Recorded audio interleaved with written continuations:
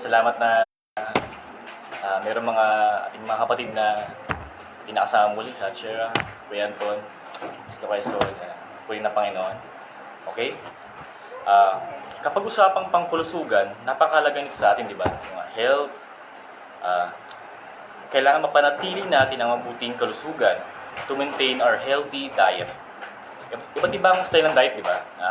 May intermittent fasting, Mediterranean diet, at ketogenic diet.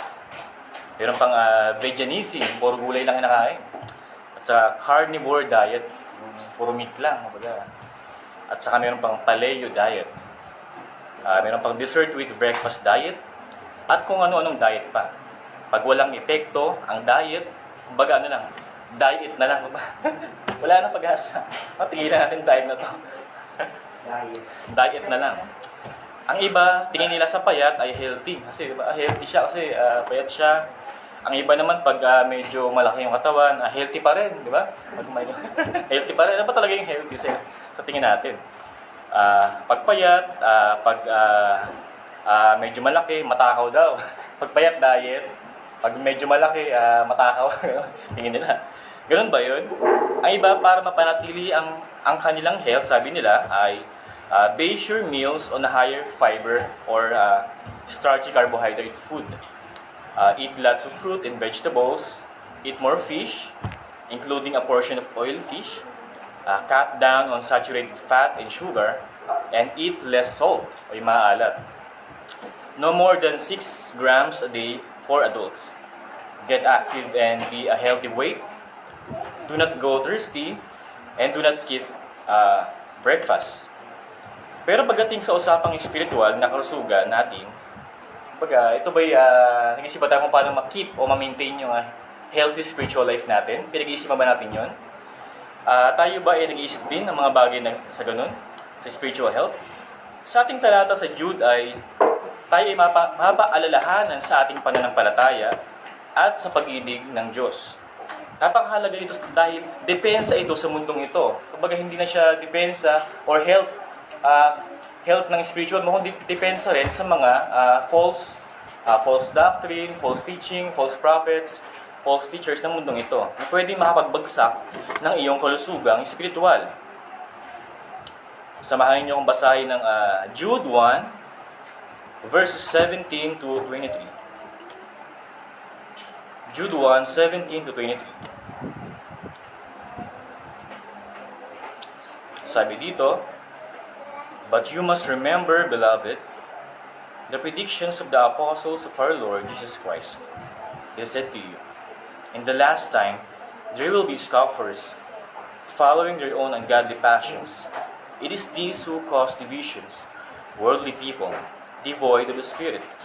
But you, beloved, building yourselves up in your most holy faith and praying in the Holy Spirit, keep yourselves in the love of God, waiting for the mercy of our Lord Jesus Christ that leads to eternal life. And have mercy on those who doubt. Save others by snatching them out of the fire. To others show mercy with fear, hating even the garment stained by the flesh. Praise God for the reading of His Word. Let us pray for illumination.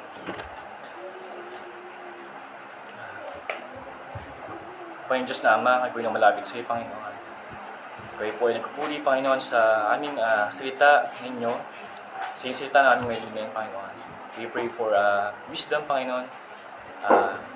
We pray for interpretation, Panginoon. We pray for application. Ito yung mahalaga, Panginoon, na yung marinig pang ito yung aming depensa, Panginoon, sa mundong ito. Kami maparatili sa iyong pag-ibig, Panginoon. Kami patuloy na lumago sa pananampalataya, Panginoon.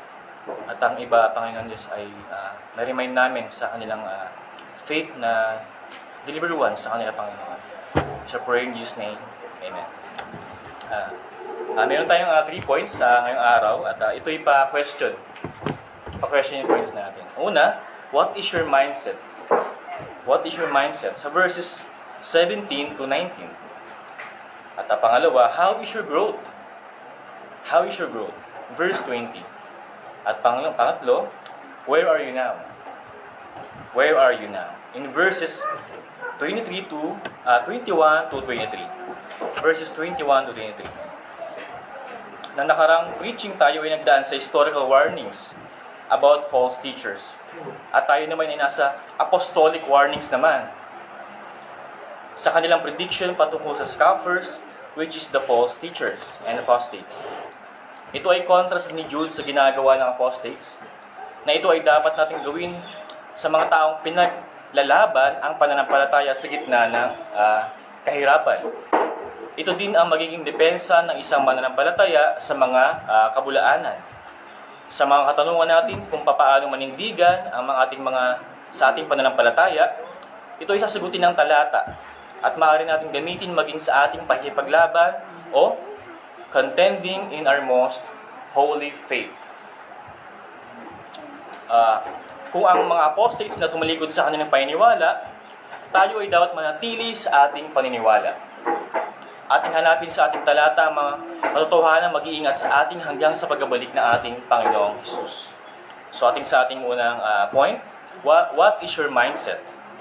Sabi sa verse 17, "But you must remember, beloved, the prediction of the apostles of our Lord Jesus Christ.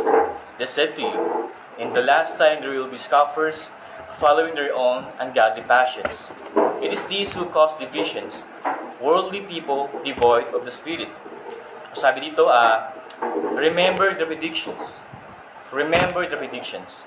Nagkontra si Jude sa ating talata laban sa gawa ng mga apostles. Kung sila ay relying on their dreams, defile the flesh, reject authority, and blaspheme the glorious ones.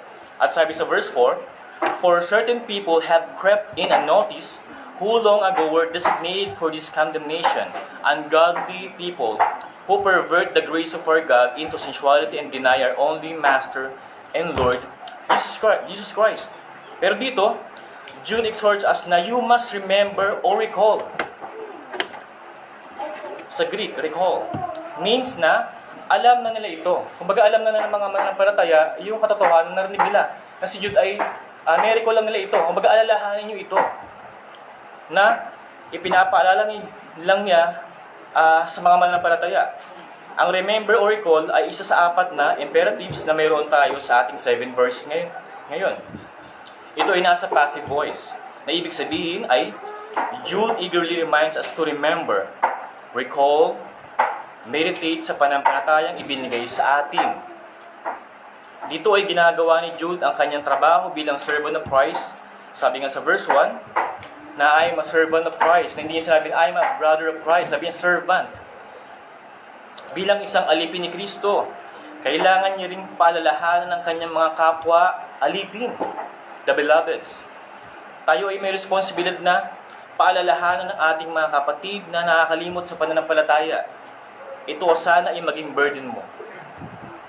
Baka burden mo na paalalahanan siya.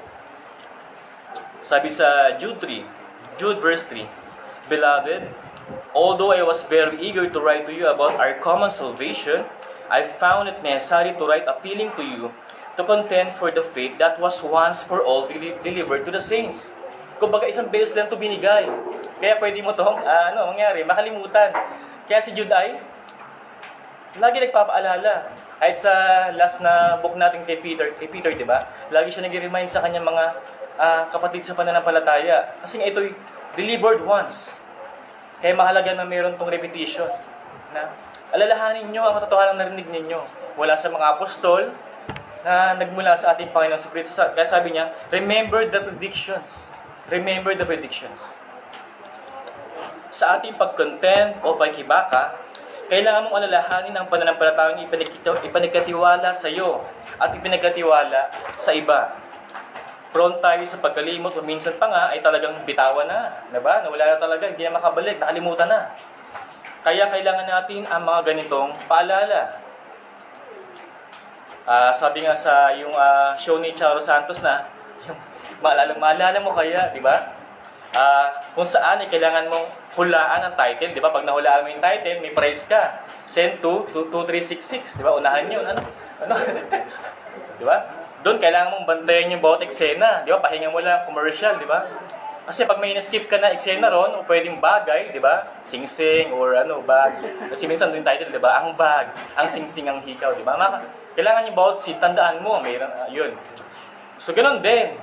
Bawat eksena ng pananampalataya mo, bawat katotohanan, ay alalahanin natin kasi mahalaga to. Mahalaga siya. Ito ang ating depensa, at saka sa spiritual health natin. Dito tayo lalago. We need to recall the things which delivered to us through faith. So ito ang ating mindset for defense. Ito yung dapat maging mindset mo to always remember and always to remind your brothers and sisters. Pero specifically, Jude points us to remember the predictions. Remember the predictions. Ang predictions ay, sa Greek means to say already. Kumbaga nasabi na. And to foretell or say before. Kumbaga nasabi na, alam na nila ito.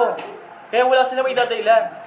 Ay, hindi ko po alam eh. Hindi eh. Alam na ng mga mananampalataya ito. Diba? Kaya walang may dadailan na mga Kristiyano. Panginoon, nakalimutan ko po. Kaya po ako hindi lumalago. Hindi. Tuwing linggo, laging pinapaalala to ng mga ating mga mangaral. Sa Bible study, even sa ating mga devotions, di ba? Kaya walang dahilan para makalimutan mo ang iyong pananampalataya.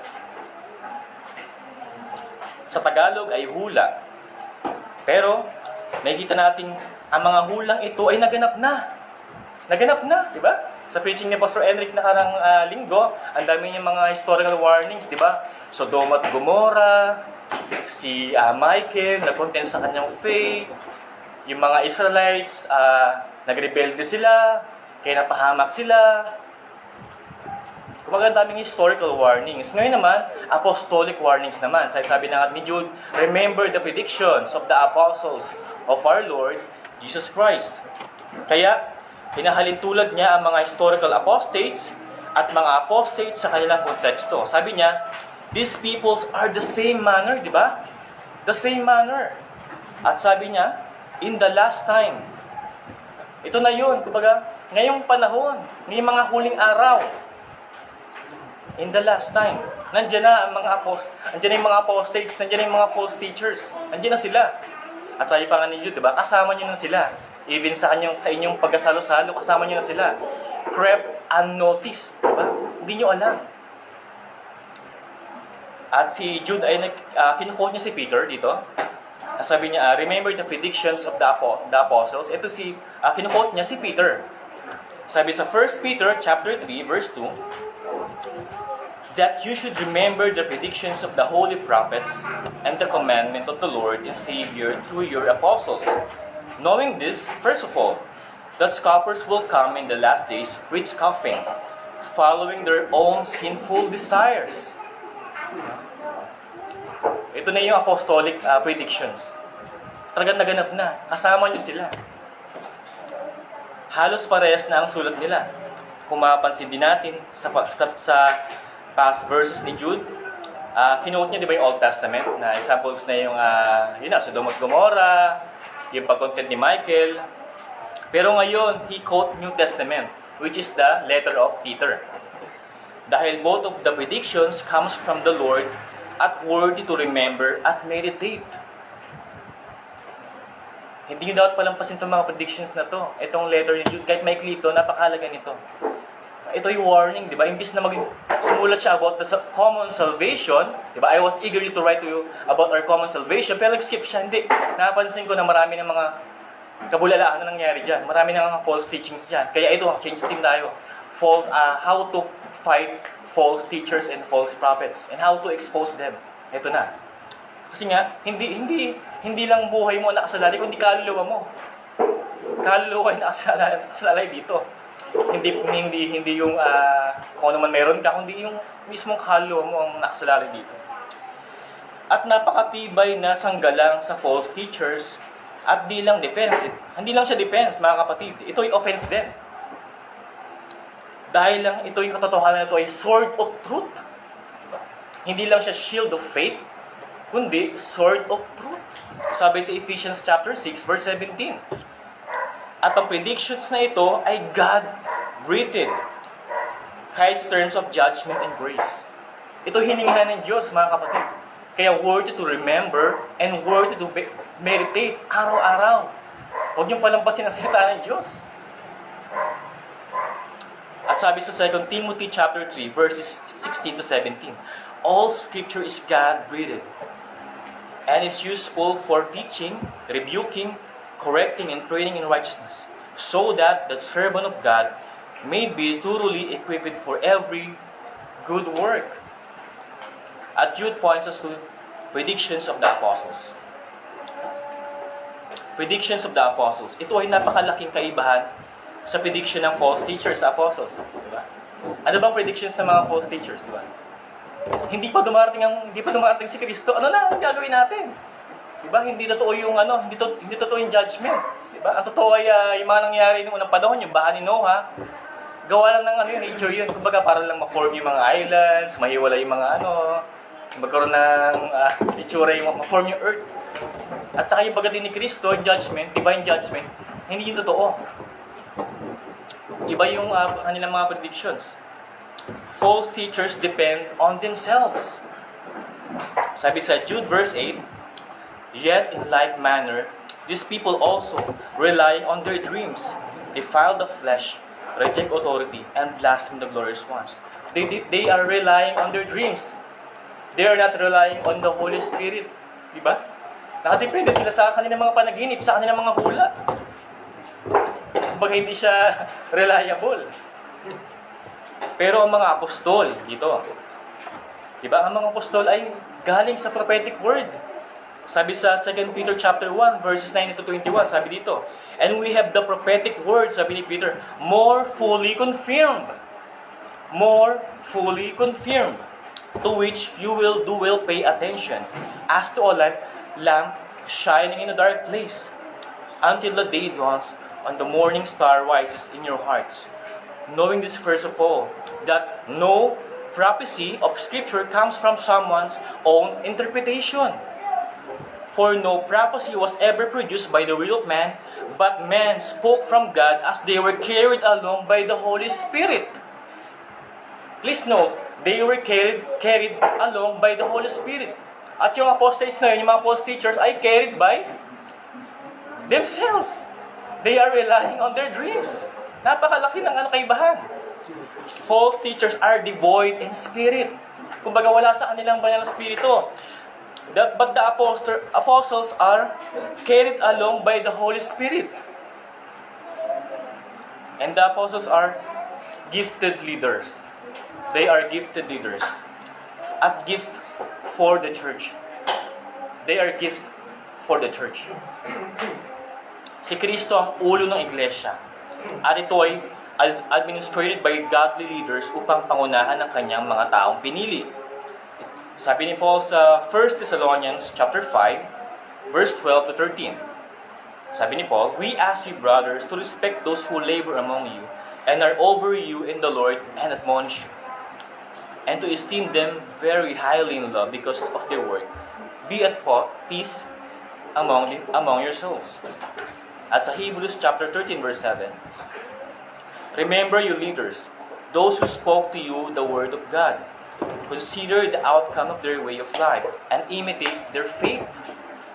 And Hebrews chapter 13, verse 17, obey your leaders and submit to them, for they are keeping watch over your souls, as those who will have to give an account. Let them do this with joy and not with groaning, for that would be of no advantage to you. At sabi ni Paul sa pag-akyat ni Kristo sa kalangitan, sa Ephesians chapter 4, verse 11, and He gave the apostles, the prophets, the evangelists, the shepherd, and teachers. And 1 Corinthians 12, verse 28, and God has appointed in the church first apostles, second prophets, third teachers, then miracles, then gifts of healing, helping, administrating, and various of kinds of tongues. Pero ang apostles and prophets were delineated sa history ng church. Ang kanilang positions or office ay limited sa pasimula ng church history. Kumbaga naiiba yung kanilang office. Meaning, they played a unique foundational role. Kumbaga sila yung magbibigay ng pundasyon sa history ng church. Sabi ni Paul sa Ephesians chapter 2 verse 20 to 22. Built on the foundation of the apostles and prophets, Christ Jesus himself being the cornerstone, in whom the whole structure, being joined together, grows into a holy temple in the Lord. In him you also are being built together into a dwelling place of our God by the Spirit. So yung apostles and the prophets, sila yung nagbigay ng pundasyon at ang ating Panginoon Kristo siya yung cornerstone. Sa Tagalog, ito, na itinayo sa saligang inilagay ng mga apostol at ang mga propeta na si Kristo Jesus ang batong panulok. Sa kanya ang buong gusali ay nakalapat na mabuti at lumalaki tungo sa pagiging isang banal na templo sa Panginoon. Na sa kanya kayo rin ay magkasamang itinayo upang maging tahanan ng Diyos sa Espiritu. Kaya, please note, foundation laid once at the beginning of the construction. Tandaan nyo yun, laid once. Kaya yung mga nagkatangkang magpatong pa ng fondasyon dyan ay mga malina. Ay yung mga false teachers and false prophets. Na pinipilit na lang ipasok yung mga maling katuruan nila sa fondasyon na to. Kaya ano nangyayari? Ito'y bumabagsak. Ito'y hindi fit. So also, the age of the apostles and prophets are occurred at the outset of the church history and has not been repeated once. Hindi na ito naulit. Kaya kung meron kinapanood sa mga televisions na mga apostles, Chad, propeta Chad, mga ganun, patayin nyo yung TV nyo. Kung baka takbuhan nyo na lang, wala. It is laid once, the foundations. Diba? At ang kanilang foundation role ay being apostles and prophets, declare the revelation of God's Word. Tandaan nyo yun. They declare the revelation of God's Word. Kaya nga, pag may nag-reveal sa inyo, kapatid, napaginipan ko, ang Panginoon Diyos ay may nireveal sa akin ang totohanan. Kumbaga, sinungalingan yun. Diba? Nireveal ang salita ng Diyos sa mga apostles and prophets lang. Hindi niya nireveal kay Pastor Enric, hindi niya nireveal sa akin, kay Pastor Edson. Nireveal niya sa mga apostles and prophets. Na ang ginagawa lang natin ngayon ay, kumbaga, pinapaliwanag lang natin yung mga ni-reveal na revelation. Nasabi nga ni Paul sa Ephesians, na-revealed na yung mystery. Na ano bang mystery yun? Na sinasabi ni Paul, na wala ng Greek and Gentiles are one body. Yun yung revelation. Iisa na katawan na. At ang ulo ang Panginoong Kristo. Yun yung mystery. Yun yung revelation. Na-revealed na siya. Nawala na yung veil.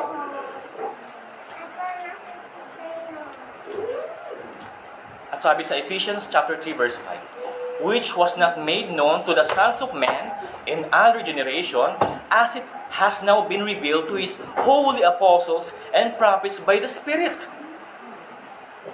Hindi na ito ni-reveal ngayong generations. Kumbaga, it is laid once to the apostles and prophets. Confirm their message with miraculous signs. Sabi sa 2 Corinthians chapter 12 verse 12, the signs of true apostles were performed among you with utmost patience, with signs and wonders and mighty works. Kumbaga sila lang ang kayang gumawa ng miracles, signs and wonders. Wala nang ibang kaya nito. Diba? Nang nawala si Judas, yung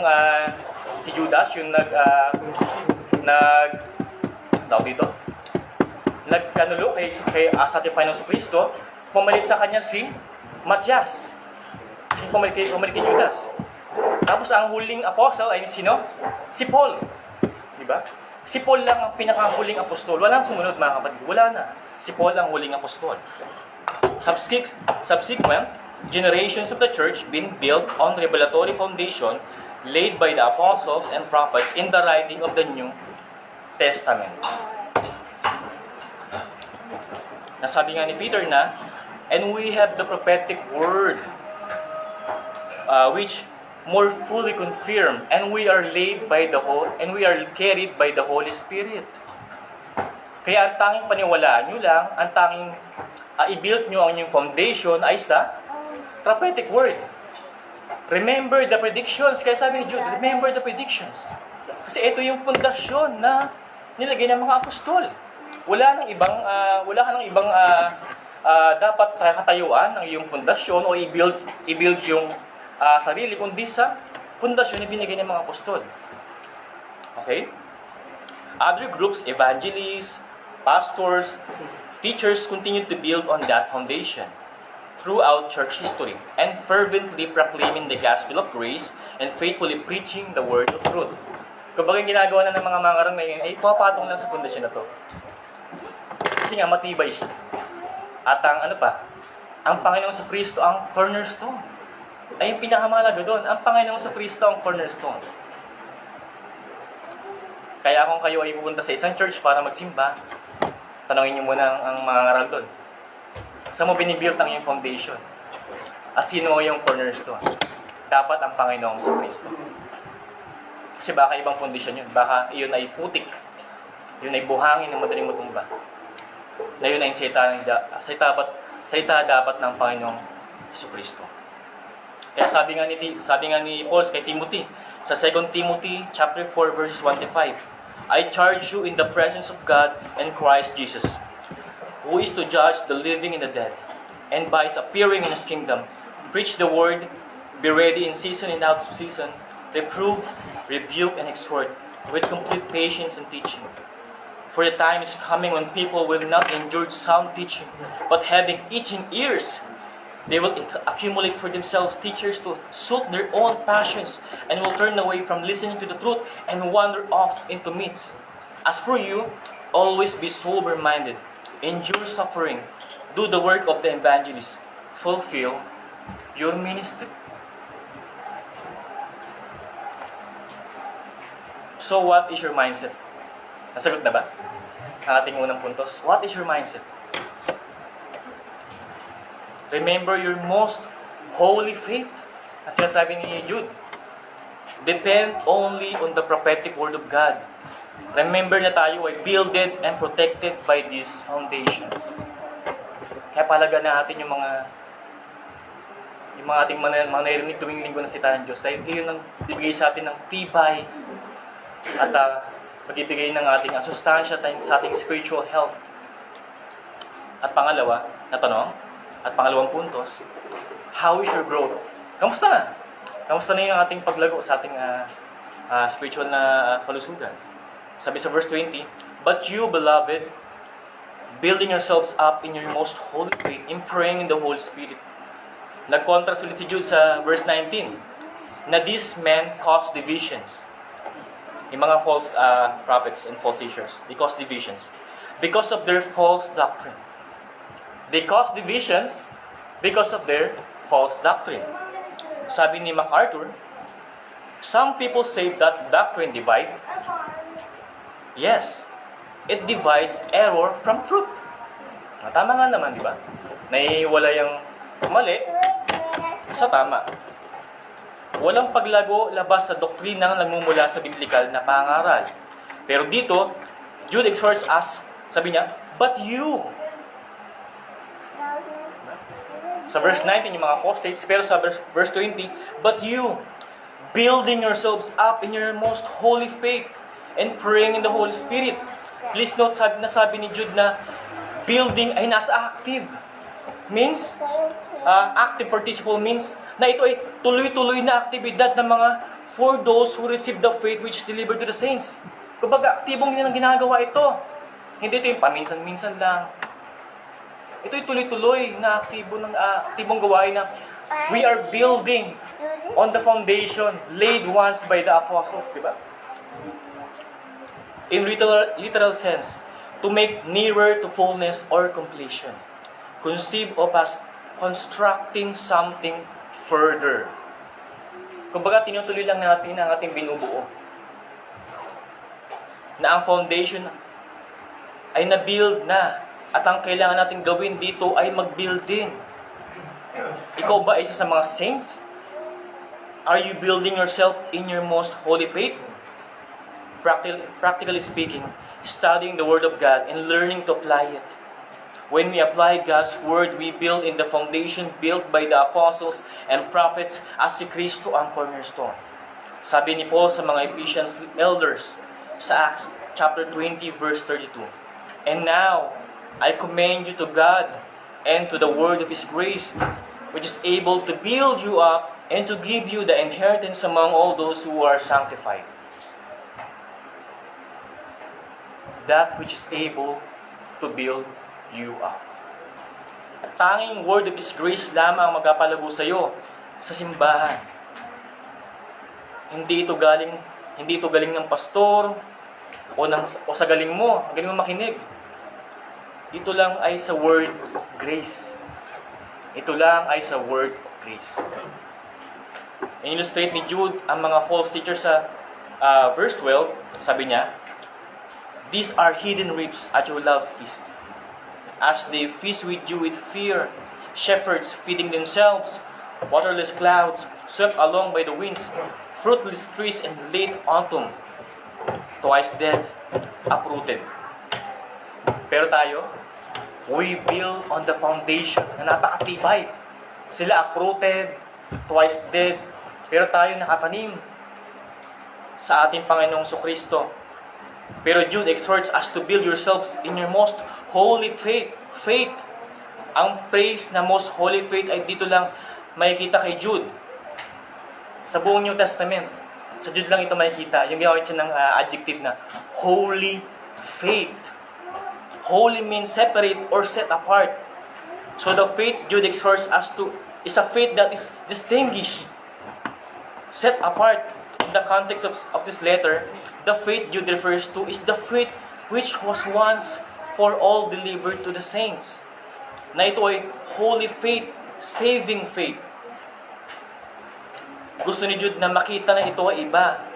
Kapag ginagamit natin ang holy means na ito ay iba o ma-special na ibig sabihin, iba siya. Example ay holiday, Holy Week, at Holy Peace. Kuminsan pa, ginamit pa sa mga bad words, di ba? Yung holy. Parang ano lang. Pero ang pinakamahalagang gamit nito ay sa pag-describe sa Diyos. O, ang example, the holiness of God. The most holy God. At ang ibig sabihin nito, na ang Diyos lang ang banal. Kasi naiiba lang. Di ba? Sabi ni Sproul, na if God touches that thing, it will become holy. Kagaya ng altar na itinayo ni Noah, ng altar, yung naglanding yung ark, nagtayo sila ng altar doon. Tapos sa mismong bundok na yon, doon din nagtayo si Moses ng altar niya. Bakit? Kasi yun ay banal.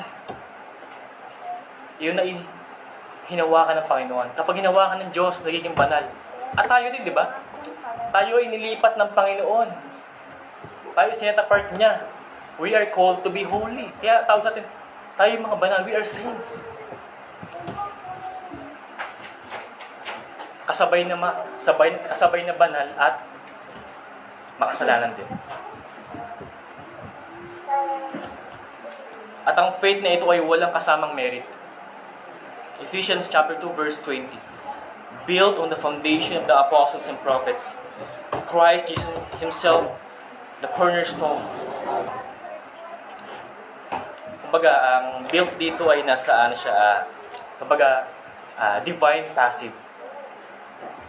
Ibig sabihin, Diyos talaga ang nag-build sa atin. Siya yung naglipat sa atin. Kumbaga, wala tayong ambag dito. We have no merit. God the Spirit being the one who built us. Kaya we are built upon most holy faith alone. At ang pag-build natin ay bunga lang. Kumbaga, binild niya na Panginoon, nilipat niya tayo sa foundation na yon. Pero yung ongoing actions natin ay bunga lang to ng ating pananampalataya. At sabi ni Jude, praying in the Holy Spirit. Praying in the Holy Spirit. Ang mga false teachers na ito ay devoid in the Spirit. Meaning na wala sa kanila ang banal na Spirito. Kapag wala sa iyo ang banal na Spirito, ano ibig sabihin niya? ikaw ay unbeliever. Ikaw ay unbeliever. Sabi sa Romans chapter 8 verse 9, you, however, you are not in the flesh. You are not in the flesh, but in the Spirit.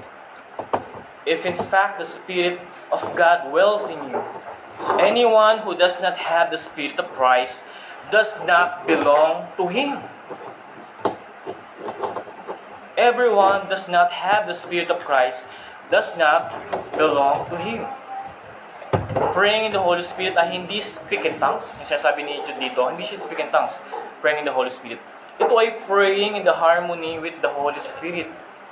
Praying in harmony with the Holy Spirit.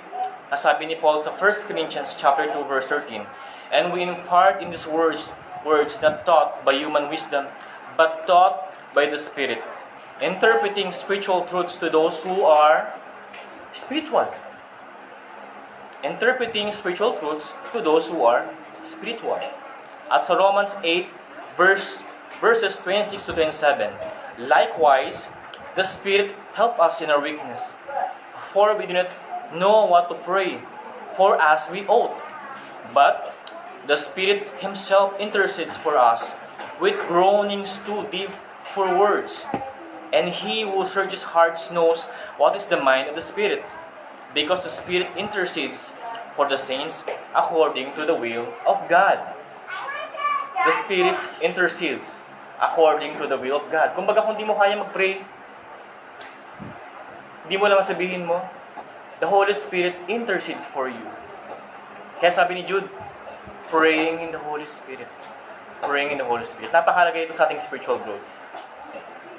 Ang major characteristics ng taong walang with indwelling, ang major characteristics ng taong with indwelling of the Holy Spirit ay, ito, always at salvation. Lagi siyang nasa kaligtasan. Inclusive of all believers individually. Permanent. You are permanent because you are separated. Cohesive in the collective sense of the universal church. An empowerment for holy living and fruitful service. Ayan yung may mga tao may indwelling of Holy Spirit. So how is your growth? Ang tanong natin how is your growth? Kamusta ang pagbubuno natin sa ating pananampalataya? Kung ang sagot ay mahirap, alam mo na yung mga ating kasagutan. Alam mo na ang antidote. Alam mo na ang defense. Alam mo na ang truths. Pray in the Holy Spirit. Build in your strong foundation, which is Christ. At sa ating huling puntos, ang tanong na, where are you now? Where are you now? Where are you? Okay. Verse 21, sabi ni Jude, keep yourselves in the love of God, waiting for the mercy of our Lord Jesus Christ that leads to eternal life. And have mercy on those who doubt. Save others by snatching them out of the fire. To others, show mercy with fear, hating even the garments stained by the flesh. Sabi ni Jude, keep yourselves in the love of God. Keep yourselves. Ito ang pinakamag-iingat sa atin o defense mula sa false doctrines. Keeping ourselves in the love of God by remembering the Word of God, praying in the Holy Spirit, and at keeping ourselves in His love. Keep means to keep or maintain. Diba? Kung maintain mo yung diet mo na gusto mong healthy, so maintain your also your spiritual health. Ito ay nasa aorist, imperative means ikaw ay nakip na. Ito ay ongoing actions of your life. At nasa past tense. God keep you first. At sa pamamagitan ng kanyang enabling grace, we are able to persevere and to keep ourselves in His love. Kumbaga, Diyos pa rin. Kasi siya yung una nagmahal sa'yo. Kaya kaya mong i-keep yung pagmamahal mo kasi Diyos ang nagano sa'yo eh. Diyos ang una nagmahal sa'yo. At sa pamamagitan ng Panginoong si Kristo. Kasi yan talagang katotohanan, ang Diyos ay galit sa'yo. Pero dahil sa Panginoong si Kristo, na wala ang galit niya. Sinalo lahat ng Panginoong Kristo ang galit ng Diyos Ama. Kaya nagkaroon ng pag-ibig sa atin. Ang kamahal-mahala ay hindi naging kamahal-mahala sa Diyos. Yung mga nawala sa Kanya o tumalikod, which is the apostles, are not saved from the first place. Dahil ang mga saved nga ay saved na. Ang mga nakip niya ay keep na. Kumbaga, you are kept in the love of God. So keep yourselves in the love of God. Yung mga, sabi ni Sproul, we do persevere, but God do the preservation. We do persevere, but God do the preservation.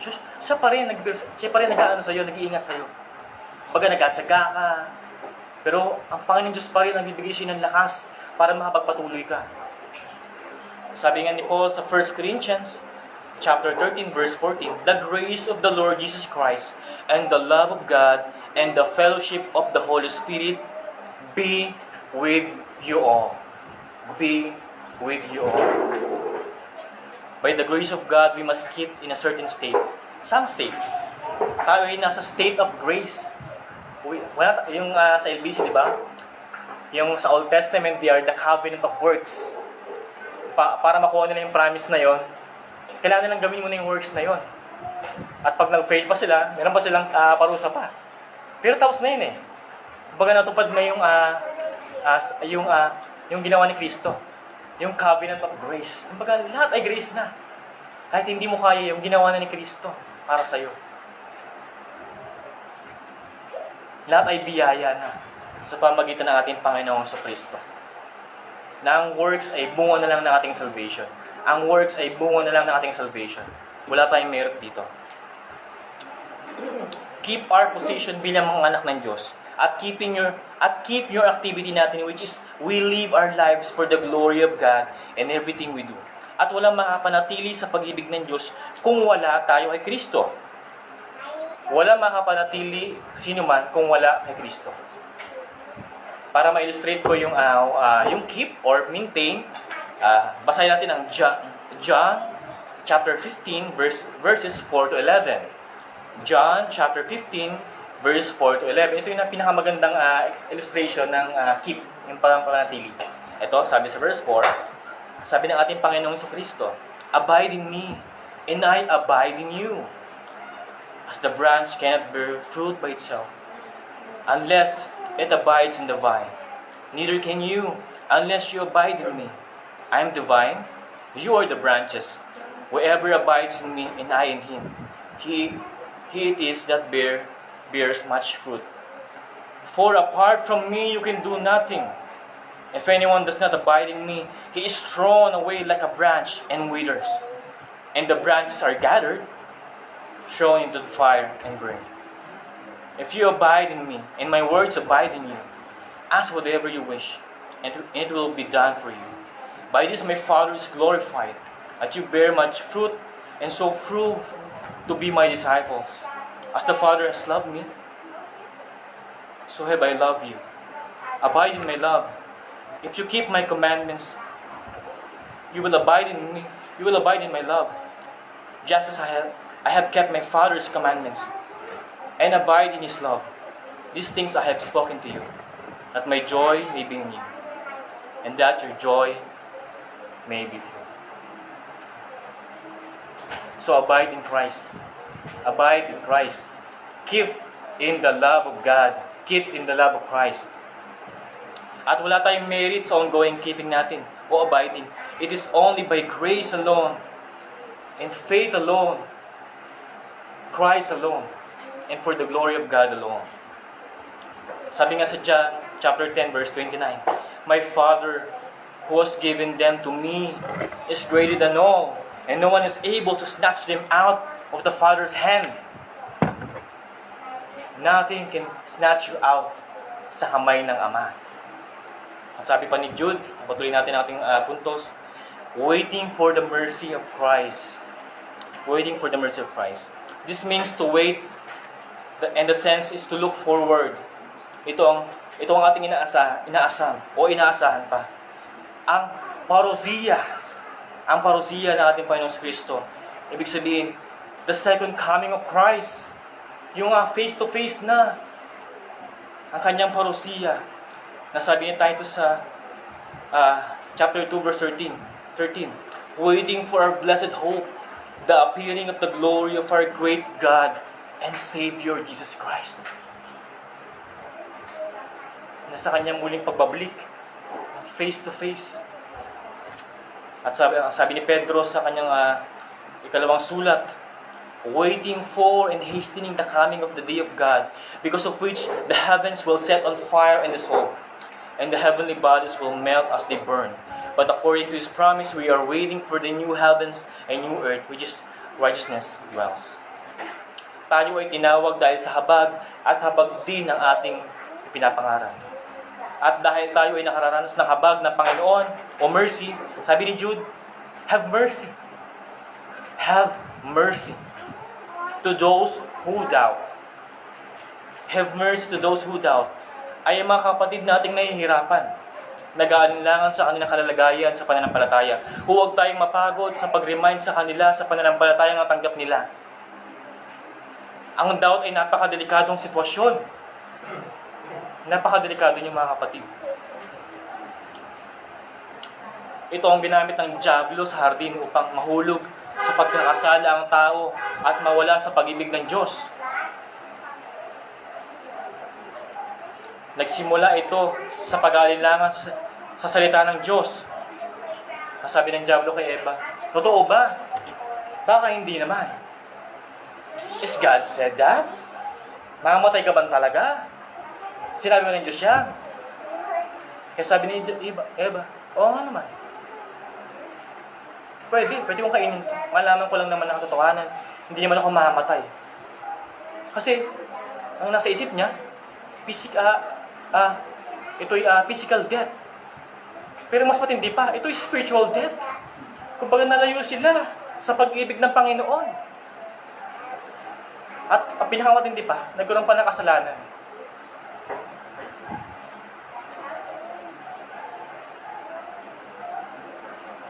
At ito rin ginagawa ng mga false teachers ngayon. Gumagawa sila ng doubt sa salita ng Diyos mismo. Ito bang babalik si Kristo? Napakatagal na. Na maraming mga philosophers na gumagawa ng mga against sa ating Panginoon Kristo. Naakala ko ba siya darating na these generations will not pass at babalik na ako. Ba't di pa rin? Namatay na ang generations na yun. Ang tagal lang magbalik. Ito'y gawa ng mga false teachers and false prophets. Pero, totoong babalik ang ating Panginoon Kristo. At ito'y sigurado. Ito'y sigurado. Sabi nila, is Jesus really coming back? Ang sagot natin dapat ay, yes! In the cloud of glory. In the clouds of glory. Reminded na sila ay nasa pag-ibig ng Diyos. Yung mga nag-doubt, kaya sila nag-aalinlangan dahil wala nagpapaalala sa kanila. Wala nagpapaalala sa kanila. Kahit na alam na nila, remind them again to destroy their doubt. Sabi ni Jude sa Jude 1:5, now I want to remind you, although you once fully knew it, that Jesus will save a people out of the land of Egypt. Afterward, they destroyed those who did not believe. Sabi ni Jude, although you once fully knew it, I remind you. Although you knew it, I remind you. So have mercy for those who doubt. At save others, snatch them, or to grasp hastily or eagerly, often in order to take away. Kumbaga, nasunog na, at agaran mong alisin sa kanyang pagkakasunog. Snatch them out of the fire.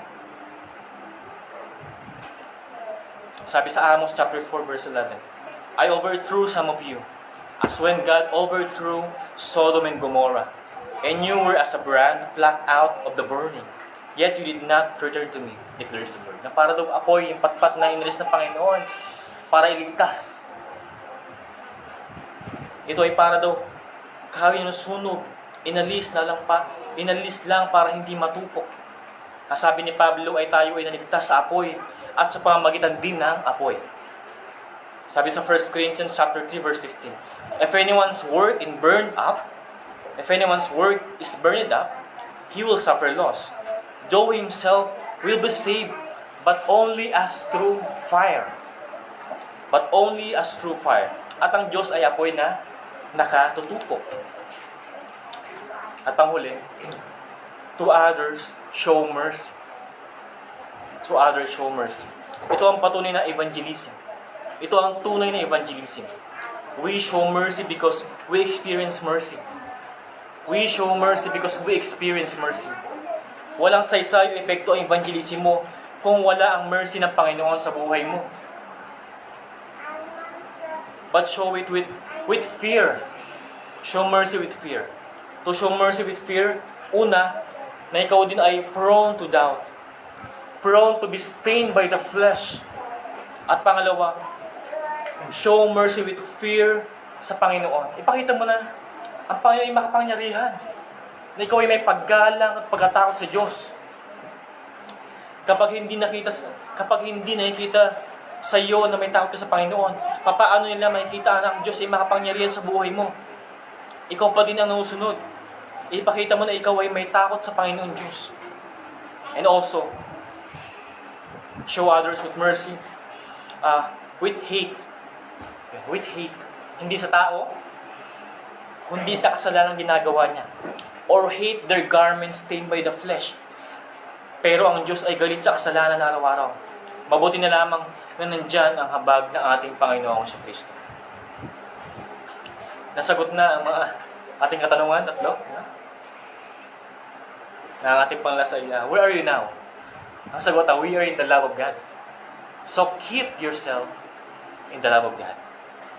At ito ang ating banal na depensa sa ating hostility sa mundong ito.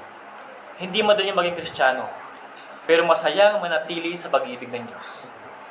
Remember His Word, build yourself in your most holy faith, and keep in His love. Amen. Let's pray. Panginoon Diyos, purihin ka, Panginoon, sa iyong pagmamahal sa amin, Panginoon. Even though na hindi kami kamahal-mahal, Panginoon, kami ay were stained by the flesh. Araw-araw, minuto, segundo, Panginoon, kami nagkahamali, Panginoon. Without always, Panginoon, without your power, without your grace, Panginoon, without your salvation. Pero, Panginoon, ikaw hindi nag-alinlangan sa ipagligtas, Panginoon. Dahil ito lamang sa aming Panginoon sa Kristo. We pray for grace, Panginoon, na palagi po namin maalala, Panginoon Diyos, ang iyong mga katotohanan. Maging ang katotohanan, Panginoon Diyos, na aming narinig ngayong araw. And we are able to apply this in our daily lives, Panginoon. Because we are building on the foundation laid once, Panginoon. And we are in the foundation at ang aming Panginoon Kristo ang cornerstone. And Lord, help us, Lord, to have mercy to others, Panginoon. Lord, give us a heart, Panginoon, na kagaya ng Panginoon Kristo, Panginoon. Help us, Lord, to snatch them out of the fire, Lord. Remind them, Panginoon, sa kanilang faith, which is delivered once, then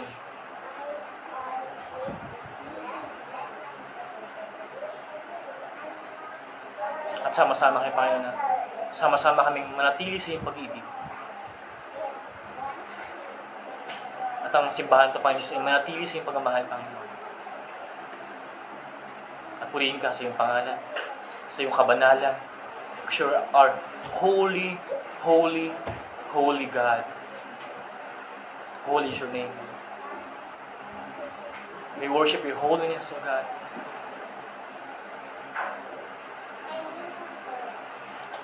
Ito ang dalangin, Panginoon. Sa pangalan ng Panginoon Kristo. Amen.